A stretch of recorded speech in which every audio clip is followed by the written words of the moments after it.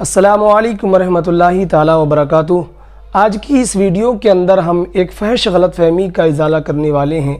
غلط فہمی یہ ہے کہ بہت ساری جگہوں پر لوگوں کو دیکھا جاتا ہے کہ وہ جمعے کا جو خطبہ ہوتا ہے اس کو اردو زبان میں پڑھتے ہیں یا اس کے اندر اردو اشعار پڑھتے ہیں، یعنی خطبہ تو وہ عربی ہی میں پڑھتے ہیں لیکن اس کے ساتھ میں کچھ اردو اشعار پڑھتے ہیں۔